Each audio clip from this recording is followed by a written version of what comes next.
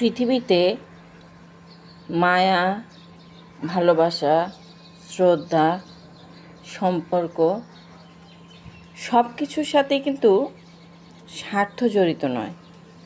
তারপরও কেন জানি এই সব কিছুর ভেতরেই একটা না একটা স্বার্থ জড়িয়ে থাকে। হয়তো এইটা পৃথিবীর চলমান প্রক্রিয়া, হয়তো বিধাতার নিয়ম, নয়তো বিধাতার শ্রেষ্ঠ জীব মানুষের তৈরি করা পথ। যেটাই হোক, স্বার্থবাদী বলেন আর স্বার্থপরই বলেন, স্বার্থ ছাড়া কিন্তু ভালো কাজও হয় না, মন্দ কাজও হয় না। জীবনে উন্নতির জন্যও কিন্তু স্বার্থের দরকার আছে।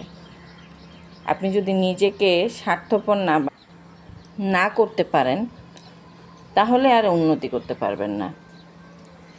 আমরা ভগবানকেও ডাকি কিন্তু স্বার্থের জন্যেই, বিপদে পড়লে ডাকি।